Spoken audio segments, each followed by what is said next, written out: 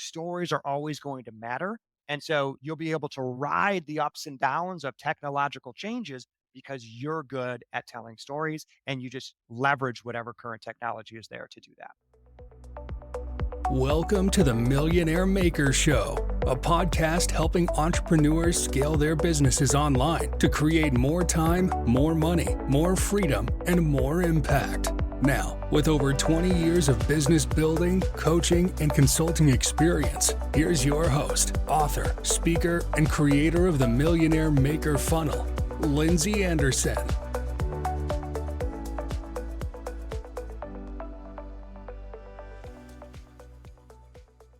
Hey everybody, welcome to this episode of the Millionaire Maker Show. I am your host, Lindsay Anderson, and today we have a very special guest episode with Mr.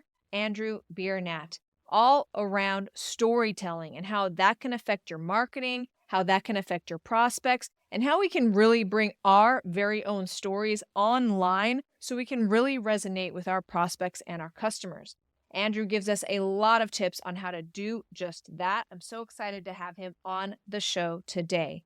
But before we hop into that, I want to make sure that you know that applications are now open to work with myself and my team. If you're at a place in your business where you are looking for more high quality leads and to make more consistent sales, make sure you head over to lindsayaa.com/coaching and fill out an application to work with myself and my team. We specialize in helping experts, consultants, coaches, agents, speakers really take their talents and their skills and monetize them, develop a high quality lead pool. We help you generate high quality leads and give you the marketing and sales system to enroll them into your programs or your services consistently, like a machine. So all you need to do is head over to lindsayaa.com/coaching, fill out that application, and we will share with you what those next steps will look like.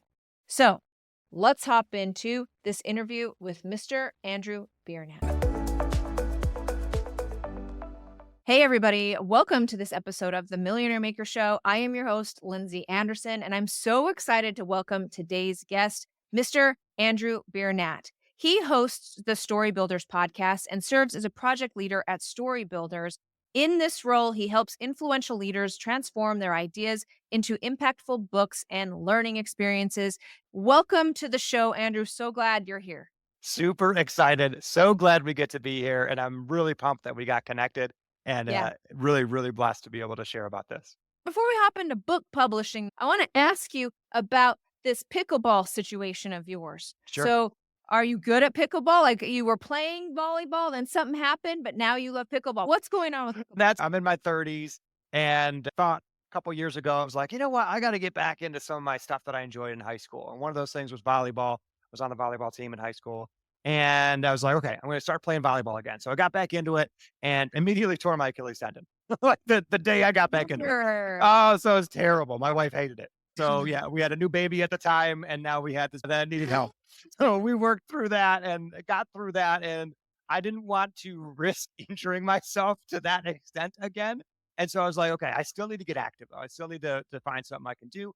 And pickleball's up and coming. And I was like, you know what? I'm gonna test out pickleball, see what that's all about. So started playing pickleball. I really love it. I only play about once a week and I'm semi-athletic. So I would say I'm middle of the road. I'm okay. Once in a while, I do something great, but the vast majority of the time, I'm just there to create community and have fun. Pickleball is all the rage these days. So let's talk now about you professionally. Now we're over your pickleball career. If I were to ask you, Andrew, what are you known for? What would your answer be?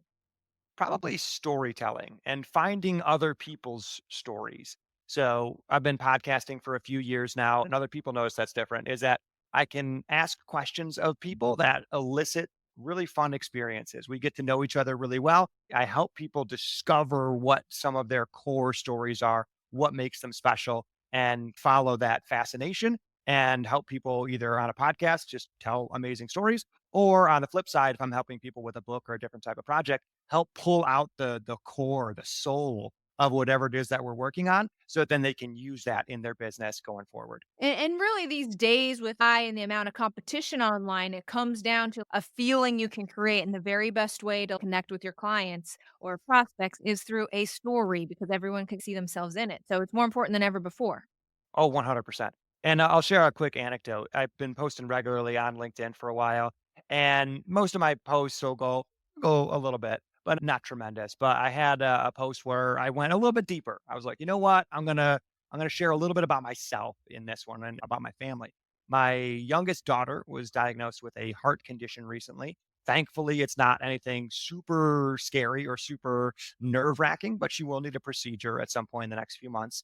And for us, that's been something that's a hard challenge for a baby, and especially because we have a nephew that had to have heart surgery immediately after he was born. That young boy is doing great. Looking at our daughters, oh man, she's got a heart thing too. And so I shared about that. I made that a part of the post, and that post has taken off way more than any other content that I ever make regarding business or other things that I talk about. And I still talked business in that post. I still tied it back into the podcast or the podcast guests that I had on the show.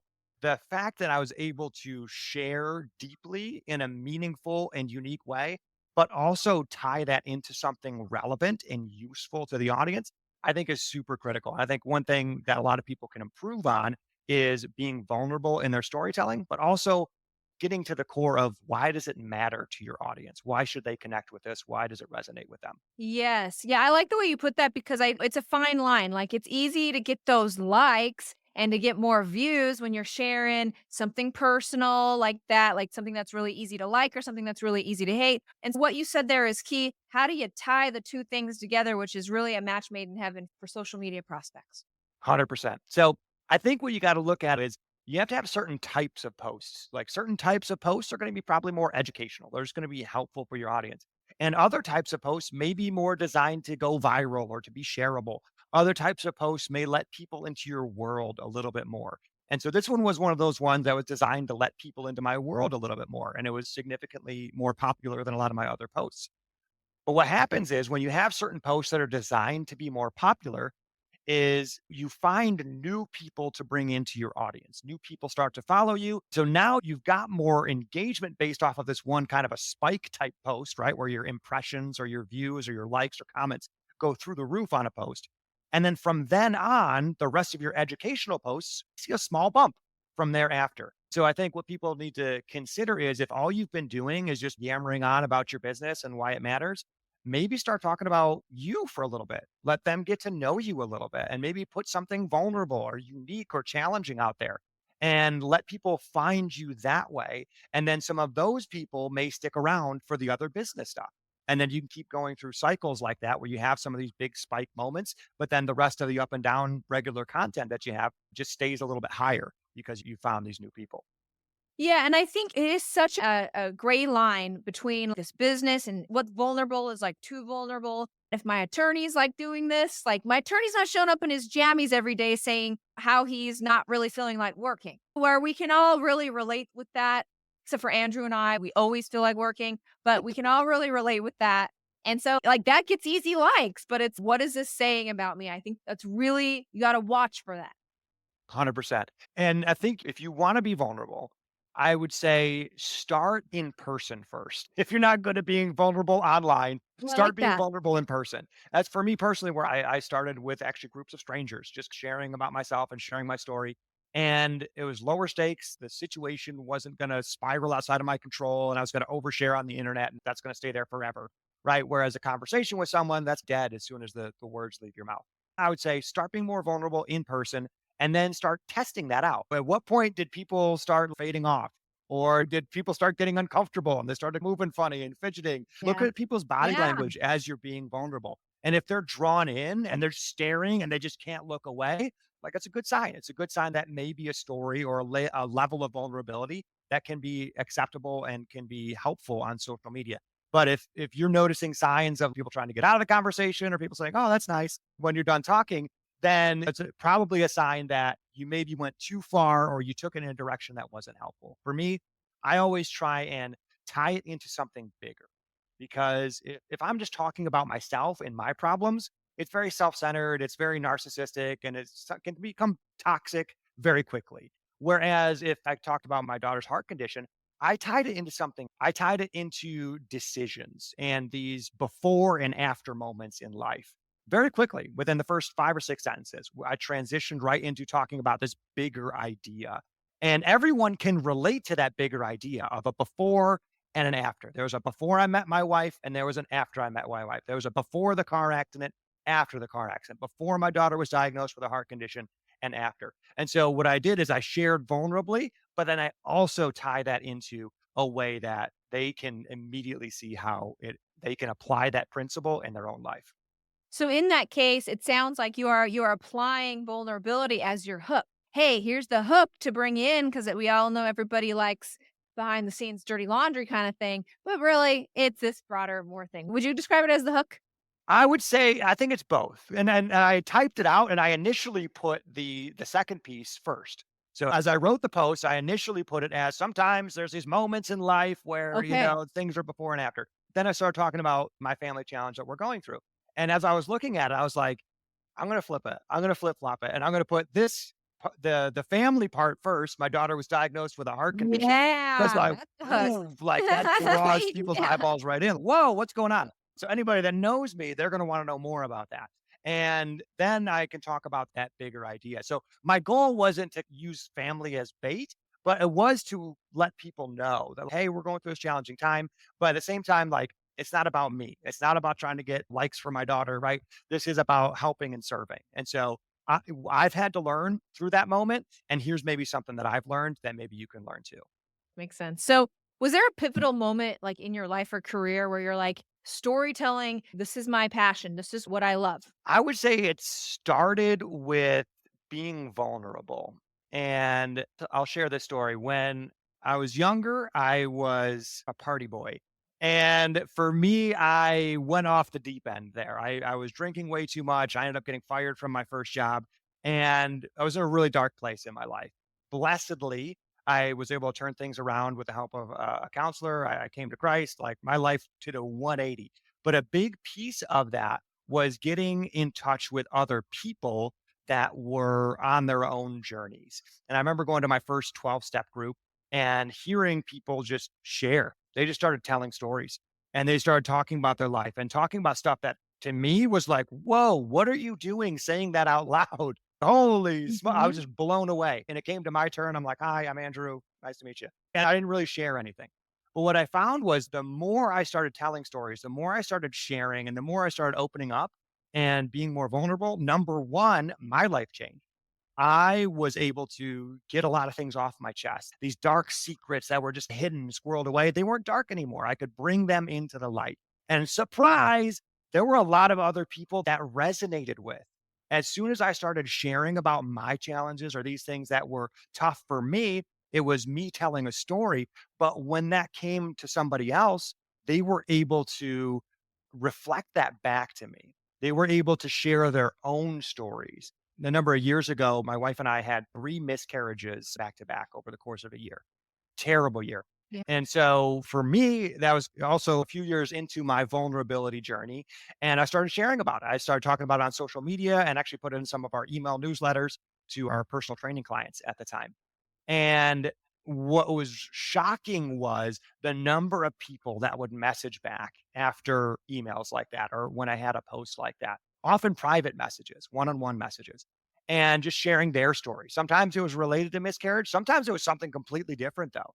I think when you can go out and you can tell stories in such a way that it taps into the human condition, that it taps into the challenges that other people experience, you can create profound connections and you can open up amazing opportunities for other people that you know. Yeah, I really like that.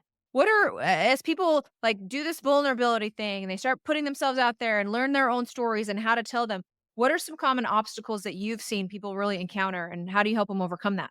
Sure. So common obstacles for storytelling is the belief that you don't have any stories or your stories don't matter or they're not important. And that one is a false sense of humbleness, I'll call it. And the idea there is, oh, I don't matter that much, or it's not that big a deal. And some of that stems from the way you accept compliments. If someone says something nice about you, for our listeners here, what do you tend to say? Do you tend to say thank you and just be appreciative? Or do you tend to downplay it and shut it down and say, oh, I bought this at Target on, it was, on the clearance rack. Oh, it's not that good. Where are we humbling ourselves and debasing ourselves too much in our responses to things? And so if we're doing that, we're often going to undervalue how we can contribute. And so I think one of the top things that people need to get over, especially when they first start telling stories, is your story can make an impact. Even if you didn't get hit by a bus and you lost the lower half of your body and now you speak from stage, changing the lives of millions, even if you're not that person, you can still tell stories that are impactful. Even if you're an average Joe or average Jane, you still have stories that are unique and special and can really change the way that people see themselves. I like that. Yeah, everybody has gone through something, so you have to find yours. Once you get over that obstacle, the next one may be, how do I tell that story? How do I get better at storytelling? And I think one of the first things is practice. You need to find a way to tell stories on a more regular basis. For me, I've done it a number of ways. One, I challenged myself to do 100 live videos on social media back when live was a newer thing. And it pushed me to be able to interface with a camera. It pushed me to be able to come up with something story worthy, something that would and draw people in, and help me practice my hooks, help me practice how to get people interested in something. Because you do 100 of something, you'll learn something. You probably learn a Yes, lot of 100 something reps, guys. by the Yes. end of it. Yeah. And maybe just the beginning for you. So I would encourage people to find a way to tell stories on a regular basis. And content creation is a really easy way to do that. Whether you're just flipping a camera on and going live, you're sending out a weekly newsletter, or you're creating a daily post on your social media account, doesn't really matter, but find a way to commit to storytelling on a regular basis and you will improve. And you'll probably also find more stories in your own life. I love that. Can you expound just a little bit more around your thoughts around storytelling for marketing or being able to make more sales?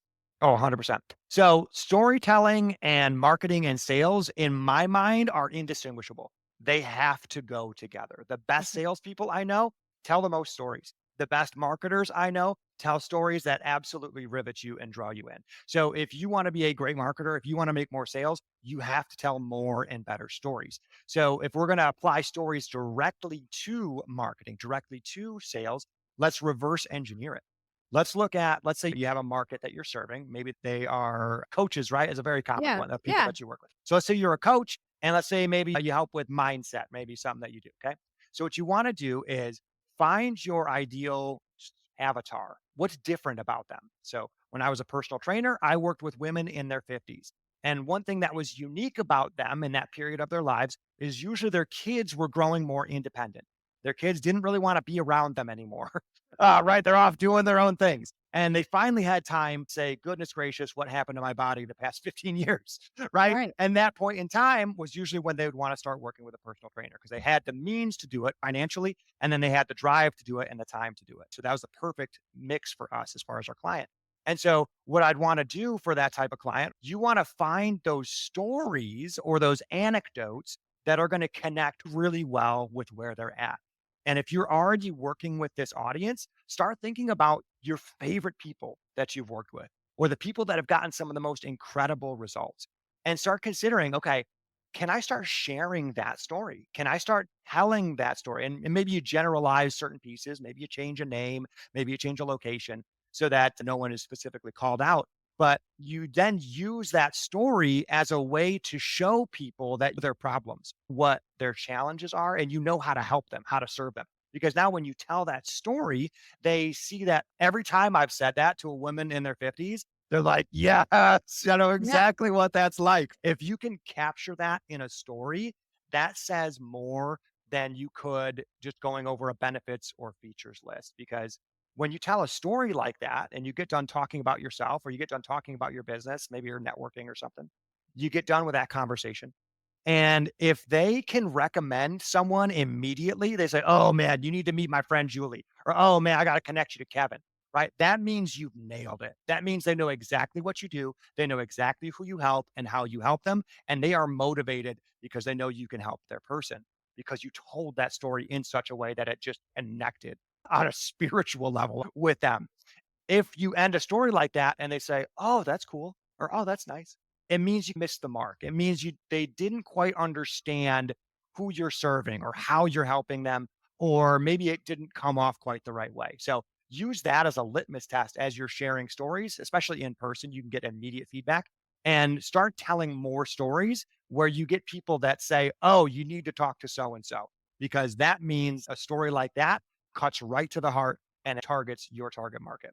I love it. And I want to add just a couple of things there. So, first of all, yes, if your prospects can see themselves in your client examples or your client stories, like Andrew's saying, they can see themselves there like they are on their way to becoming a client of yours. And you really want them to leave with this feeling of, how did Lindsay know that about me? That's the best compliment in marketing, is like, how did you know I was thinking that? And so taking those words, all in the nuance, the words that your client uses, you regurgitate those things, and that becomes your bait to attract more one true clients, more cookie cutter versions of that. Don't think that you're like uh, blocking yourself off from people, because there's so many people out there, and it's all about the nuance. And as they say, the riches are in the niches. Am I right, Andrew? Oh, 100%. And then I'll share a quick example. When I was in the fitness industry, we did that exact same thing. We're very highly knowledgeable and know a lot about the human body. And I could use a term like subcutaneous fat. But guess what? Our clients Sure. don't use that term. They use the term belly fat or like love handles or flab, right? Those are the terms that they're using. It's And true. so while it pains me as a personal trainer to use colloquial terms, right? It's not really belly fat. It's, you know what? That's what they're already saying. So let's just call it what it is. And they're going to resonate with that. And so exactly what you said, just take the testimonials or take the words that your clients are already saying and use that to talk to your new clients. I love it. What do you see, Andrew, as the future of storytelling in this online landscape? So everyone's going on about AI right now. We're in an AI phase and it's very exciting and there's so many cool things. And I think in the next 6 to 8 months, maybe 12 months, that'll start to die down a little bit and we'll have found the limitations of what AI is good at. And one of the things that I don't think AI will ever be a master at is telling true stories, especially your true stories, because you were there, you lived them, you experienced them. And when it comes to sharing those true stories, nothing can ever beat you. You can pull them out and use them in your marketing. You can use them in a sales conversation. You can use them from a stage in a keynote presentation. You can put them in a book and kind of build out this huge cornerstone in your business. You can use them in courses. Like these stories get to be deployed all over the place and they get to work for you in any number of ways. So as you grow and as you collect more of these stories, you get to start using them all over the place. So the future for storytelling is you finding more of these stories. And I think we're going to get more and more immersive storytelling experiences. When I was younger, video games were very simple things, right? Two-dimensional, like running into brick walls and stuff, like not much going on, right? Nowadays, people we're getting to the point where most people are going to start having headsets in the next 5 years that they're going to put on and they are going to be somewhere else. And if you can master storytelling, you'll be ready for that next phase of storytelling because storytelling's always been there from the time that we were warming ourselves up next to a fire and then going and trying to slay a woolly mammoth. Doesn't matter what the technology is, stories are always going to matter. And so you'll be able to ride the ups and downs of technological changes because you're good at telling stories and you just leverage whatever current technology is there to do that. I love it, because really the difference between us and those AI bots is like feeling. We have feelings. And so then if we can translate our experiences into feelings and tell stories about that, the bots can't beat us on that one, Andrew. No, I don't think so, at least not for a long time. All right, Andrew, for my final question today, what's one thing that you wish you would have known before you got started on this journey? Oh, man. Don't be afraid to take more risks, especially when you're younger. Is the narrative coming out of school for me was get a job and stay there. Don't be a job hopper. Don't do this. Don't do that. And I wish I had hopped around more because when you change environments, when you change careers, you're challenging yourself in a new way. Anytime you're in a new environment, you're going to be at your peak, right? You're at your peak learning, you're at your peak experience level. And on the other side of that too is you're going to be absorbing so much more. and you become more valuable in the marketplace, whether as an employee, as an entrepreneur, as a coach, as a consultant. The broader you can get that background and the more knowledge you can acquire and the more people you can come in contact with, the better suited you're going to be for whatever's coming next in the future, especially for those that are like just in their beginning of their entrepreneurial journey. Don't be afraid to test something out. And if it doesn't work, axe it and start over tomorrow. Run a program. If nobody's biting on it, cool. Let it die. Let's start another one. Don't be afraid of that failure. Don't be afraid of quote unquote jumping from one thing to the next. It's just a way of getting to that best thing. And when you find that best thing, you'll be wishing that you had found it sooner. Fail forward faster, baby. Amen. I love that. Andrew, thank you so much for being a guest on the show. Before I let you go, I'm going to turn the time over to you. Let the audience know how to find you and anything else you want them to know. Sure. So I think one thing to consider if you're in a spot where you're recognizing that you need to get better at telling your story, or you're trying to connect better with your audience, I need that foundational piece of my business. It's got all my best stories in it, it's got all my best frameworks in it. And I need to put that in a centralized spot, like a book or a course. So that's something that we specialize in. We help people to develop their stories, we help people to elevate their frameworks and then put that into something bigger. Whether you're newer in business or you're a little bit more established and you've got a better idea what's going on, there's a lot of ways to get help in that. And it's not all astronomical as far as price. So would encourage people to take a look at what we do. Go to mystorybuilders.com and you can check us out. Go to mystorybuilders.com/story and you can book a call with us and we can just walk you through what does it look like for you to elevate your intellectual property, right? Your stories, your frameworks in such a way that you can use those in your business to attract more clients, to grow and scale your business so that you can live the life of your dreams. I love it. Thank you, Andrew. Thank you for coming on the show today. Thank you for having me. Thank you so much for joining me on this episode of The Millionaire Maker Show. I hope you enjoyed that interview with Andrew as much as I did. If you enjoy The Millionaire Maker Show and you enjoy the strategies that we give you here on the show, please go out and leave us a review on wherever you're streaming this podcast. It's the reviews that allow us to show up week after week, giving you the truth, the hardcore strategy on what it really takes to scale an online business. We don't hold back and we share it all here on The Millionaire Maker Show. Please go and leave us a review. Thank you to everybody who already has. Now, don't forget, applications are now open to work with myself and my team. All you need to do is head over to lindsayaa.com/coaching, fill out that application, and we will get back with you to your next step. Being able to actually build a business that works for you and not the other way around. One that you can work with, but you're not left looking at your bank account wondering, is it really all worth it? How can I break free and actually make the kind of time, money, freedom, and impact that I know I can really create here with my business? If that is, you're looking for a high quality lead source, you are looking for how to attract high quality leads and bring them through a highly systemized marketing and sales process so you can make sales on repeat, make sure you head over to lindsayaa.com/coaching. Fill out that application, and we will get back with you with the next steps.